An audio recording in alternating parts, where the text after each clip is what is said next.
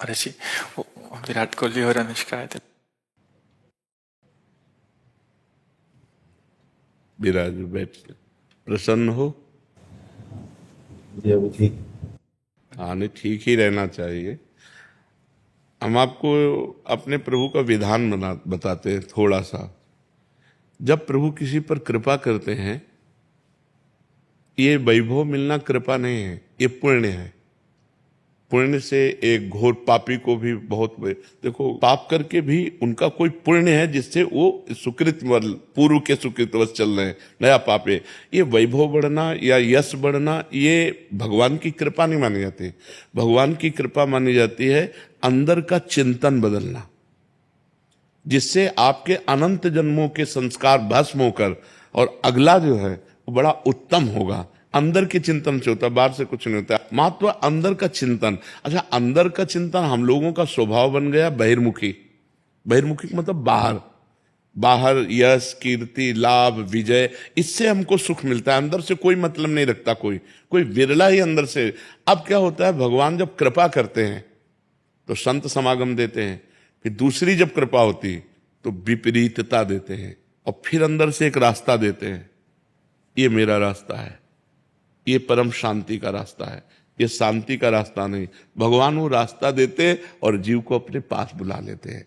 बिना प्रतिकूलता के संसार का राग नष्ट नहीं होता। किसी को भी वैराग्य होता है तो संसार की प्रतिकूलता देखकर वैराग्य होता है। सब कुछ हमारे अनुकूल है तो हम आनंदित होकर उसका भोग करते हैं। जब हमारे ऊपर प्रतिकूलता आती है तब ठेस पहुंचती है कि इतना झूठा संसार, तो अंदर से भगवान रास्ता देते हैं, ये सही है। भगवान बिना प्रतिकूलता के इस संसार को छुड़ाने का कोई भी औषधि नहीं रखी।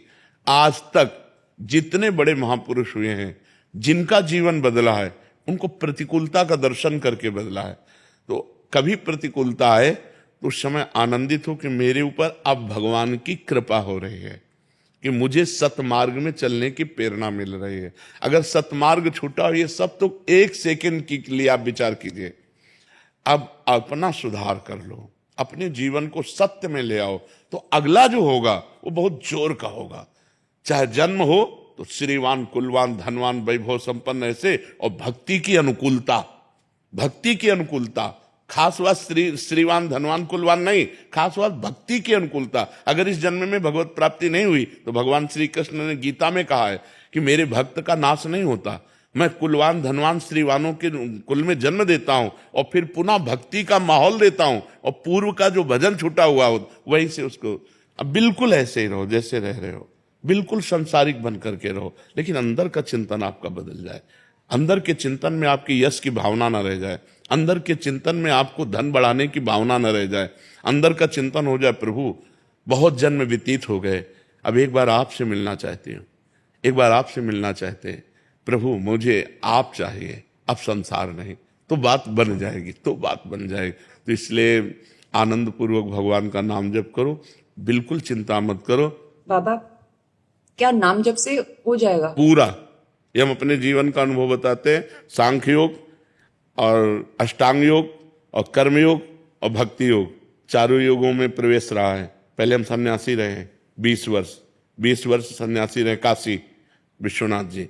तो हम सांख्य योग, अष्टांग योग, जो अष्टांग योग है ना, अष्टांग योग कर्म योग, इन तीनों को अच्छी प्रकार जान करके और फिर भक्ति योग में आए हैं। स्वयं भगवान शंकर से बढ़कर कोई ज्ञानी तो नहीं ना, सनकादि से बढ़कर कोई ज्ञानी नहीं। वो हरिशरणम सनकादि हर समय जपते रहते हैं। भगवान शिव राम राम राम राम राम राम जपते रहते हैं। हम वृंदावनवासी प्रिया प्रीतम के उपासी, तो जो राम में राह है वही राह है, जो धा है ये रस देने वाली वस्तु है। तो हम राधा राधा राधा राधा, मतलब आप ये समझो कि हमारी इतनी तार्किक बुद्धि रही, हमारी श्रद्धालु बुद्धि नहीं रही। सन्यासी की जो बुद्धि होती है वो तर्क प्रधान होती, कसौटी पर कसने पर। तो हम केवल भावुकता में राधा राधा का प्रचार नहीं कह रहे कि हमने सुना और ऐसे ग्रंथों में पढ़ा और ऐसे कह रहे, स्वयं स्वाद लेके कह रहे और विश्वास के साथ कह रहे कि यदि आप राधा राधा जपते हो तो इसी जन्म में भगवत प्राप्ति हो जाएगी, इसी जन्म में। जैसे किसी से कहा जाए कि तुम सत्य बोलो, मंदिर में चढ़ के बोलो, तो हम मंदिर में नहीं, हम वृंदावन में बैठे हैं।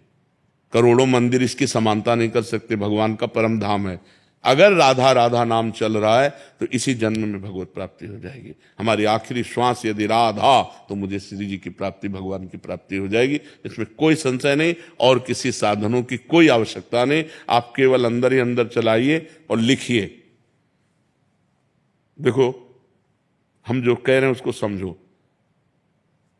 बहुत अधिक नाम जपने की हमें चेष्टा नहीं करनी, कम संख्या हो लेकिन मन लगा करके हो। जैसे हम, अब देखो, आप लिखो राधा, अपने दिमाग में लिखो, खुले नेत्र लिखो या बाहर बाहर देखो, दिखाई दे रहा है राधा लिखा हुआ, वही कान में सुनो राधा, वही अंदर उठाओ राधा, ये तीनों का एकाकार हो जाए तो ये करोड़ों नाम जप के बराबर है। देखो, जैसे हम बोला राधा, ऐसे हम 1000 राधा नाम बोले तो हम बोला राधा, ये उपांशु है, इसे उपांशु कहते हैं। राधा राधा राधा राधा 1000 बार, ये उपांशु हुआ। अब ये ऐसे उपांशु हम 10,000 बार जप करें, अंदर देखते हुए बोले राधा, उपांशु 10,000 बार नाम जप करने का फल एक बार मानसिक में है। इतना बड़ा फल है ये। ऐसे राधा राधा राधा चल रहा है, नेत्रों से हम उसे देख रहे हैं, कानों से उसे सुन रहे हैं। आप देखना कि अगर मन भगेगा तो आप लिख नहीं पाओगे राधा नाम, अगर लिख रहे हो तो मन भगेगा नहीं। तो चाहे 10 बार लिखो, 100 बार लिखो, लेकिन एक अभ्यास बनाओ ऐसा कि कुछ समय शांति से स्नान आदि करके बैठ गए और राधा राधा लिख रहे हैं, उसी का चिंतन कर रहे हैं। इसे अपना जीवन बना लो, फिर आप परिणाम में खुद देख लेना। कोई घाटे का सौदा तो है नहीं, ठीक है। ये सखी को दे दे, ठाकुर शिव जी की है।